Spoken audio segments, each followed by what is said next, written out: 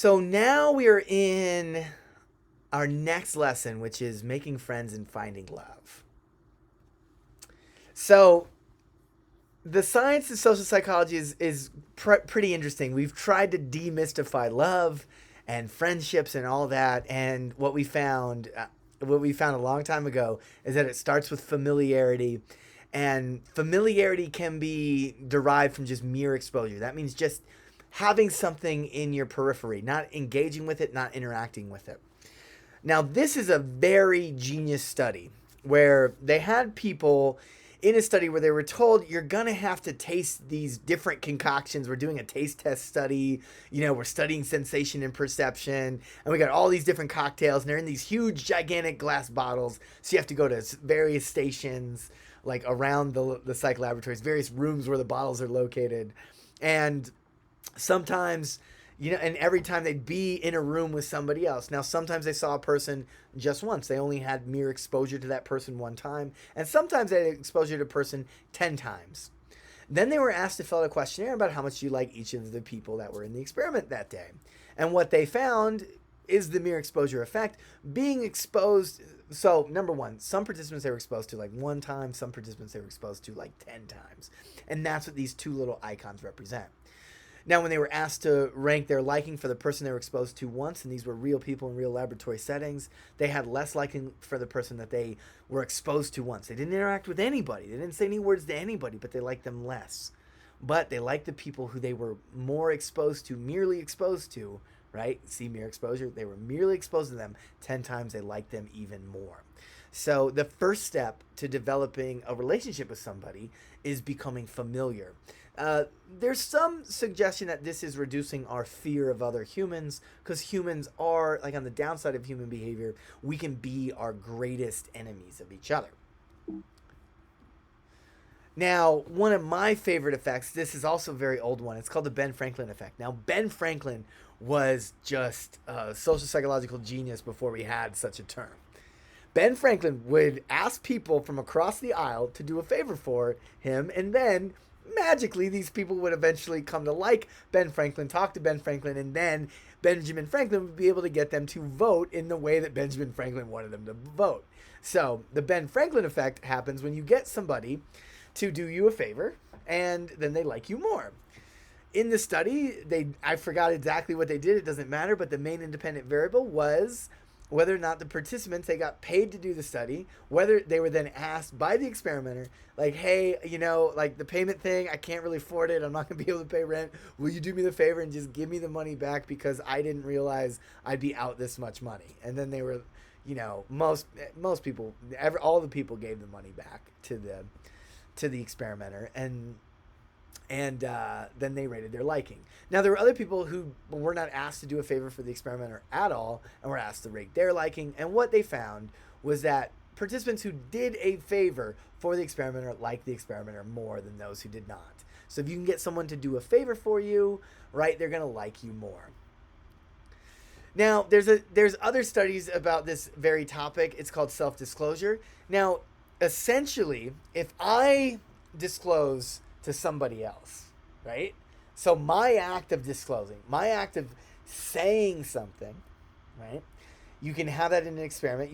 For an experiment, you can ask people just to answer questions, and that's all they do. They're like, okay, we're going to ask you to tell us something very personal about yourself to this other person. And then we're going to have you rate how much you like that other person. When you share something very personal about yourself, you like the person you shared to more. And it's due to cognitive dissonance. Both this and the Ben Franklin effect are due to cognitive dissonance. I just shared very personal information with you. Why would I do that? The experimenter asked me to. I didn't have to. I wasn't forced to. I like you more. Same thing. Oh, I just did a favor for this person that's opposite political party to me. Like, I didn't have to do a favor. They asked to borrow a book from my library. I did that favor for them. Why did I let them do that? I must like them more, right? That's the basic idea here. Self-disclosure is really important in developing relationships. So is doing favors for each other, right? Like, it seems Machiavellian in these experimental settings, but it's not. It's just like part of a natural relationship. Disclosing is very important, and doing favors for each other is very important. And every time you do that, you're getting closer and closer to developing a stronger bond. Now, this one's sort of less interesting, but in a study where they had a Confederate, a person that the wasn't the experimenter present, all they did was mimic the movements of the participant in the study, right? And then they asked the participant in the study how much they liked the person. So when the person was being mimicked by the experimenter, they liked, or by the Confederate, they liked the Confederate more than when they weren't being mimicked by the experimenter. So mimicry, right, is very important in developing basic foundational relationships, just making that connection. You mimic each other to make that connection. And in fact, it's very human to mimic each other. In terms of when the same authors ran another study and just examined if people would mimic a Confederate that was bouncing their leg, all the participants started bouncing their leg too. And the more they bounced their leg, the more they liked the Confederate and all that stuff. But we're natural mimics, and this mimicry binds us together. In fact, the mimicry can get really extreme and actually change the way our faces look. So there's a great study from the 80s that I just love. I love this study. It's so cool. So they looked at people when they first got together and first got married, and then 25 years later. So I'm showing a picture of me and my wife when we were juniors in college versus when we were like a year ago or something like that. And you can see that, we kind of look a lot more similar now than when we were first dating, like where we look drastically different, right? Like our expressions of smiles are different even, right? So I think that's like a really important insight you can see from these pictures. But let's talk about the experiment. What they would do is they had a whole bunch of spouses paired up. They had their pictures. They had a picture of one spouse. So in this case, they put like my wife Abby's face right there on the top line, and then they'd have like my picture would be one of those in there randomly aligned to choose from, and there'd be 5 other like husbands that weren't married to my wife, right? But in the study, they all that stuff. And the participants were asked to either one, rate how similar each of the potential spouses were to the target, right? So in this case, how similar was I to my wife? How similar were the other participants to my wife, and so forth. And another group of participants were asked, okay, how likely is it, do you think that, like who do you think this person's married to? And you just ranked them. Number 1, I think they're the most similar. Number 2, second most. Number 1, most likely to be married. Number 2, second most likely to be married. Well, what they found was not in the initial photos, but in the 25-year later photos, they were actually able to match up spouses, and spouses were the ones that looked the most similar. So that was really cool. In the earlier photos, they weren't able to do that. They weren't able to match, or the faces didn't look similar, suggesting that when living with somebody for a very long time, your facial expressions start to adapt to each other. You're sharing lives, you're sharing expressions. Part of facial mimicry is emotional understanding. We do know that. So what's going on here is that 2 people that are spending their lives together are changing their facial expressions so that they can understand the emotional feelings of their partner and be better for their partner, right? So, mimicry is not all that bad. And I just think this is a cool study. And then there's literally the study that created love in a laboratory, and it wasn't even that hard. Step number 1, matched on shared values. I don't have any experiments in here today, but you know what? Similarity leads to attraction. It's been shown over and over again that birds of a feather flock together. Opposites do not attract. Birds of a feather flock together. That's the consistent finding, the consistent thing. If you want to predict friendship or love or all that, similarity leads to attraction.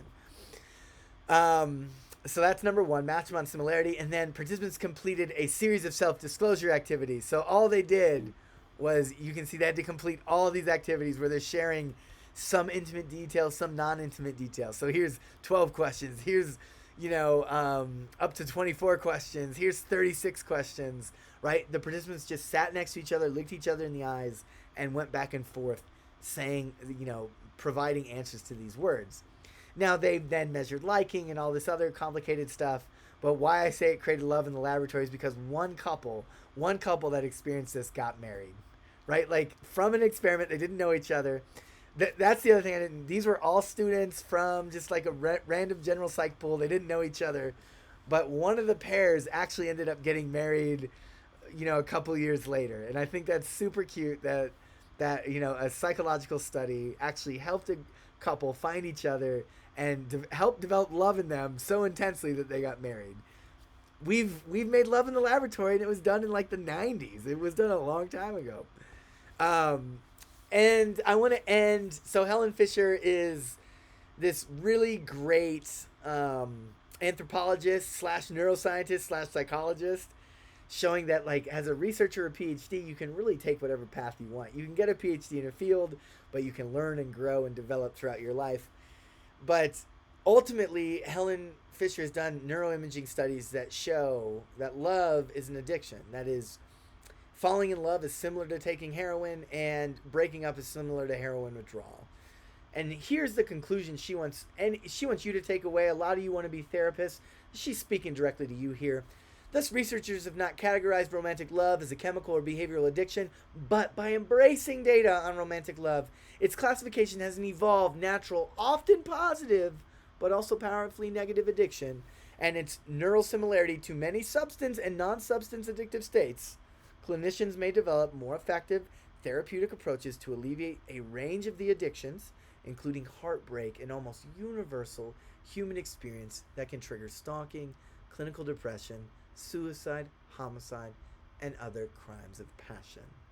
Love that we want to build, we want to live in that addiction for a long time, but when the relationship falls apart, that withdrawal can be painful. The consequences can be drastic, including murder and suicide. So I just want to put that in perspective, right? We do want to develop love, but we got to be careful. Love is also an addiction. Now, develop love, platonic and romantic. You're going to need familiarity. You're going to need favors for each other. You're going to need sharing intimate details. You're going to learn to mimic each other. You're going to hopefully have shared experiences, shared desires, shared attitudes, and you're going to hopefully grow similar to together in both attitudes, experience, and facial expression. Enjoy the addiction, but also be careful of it. Be very careful of it.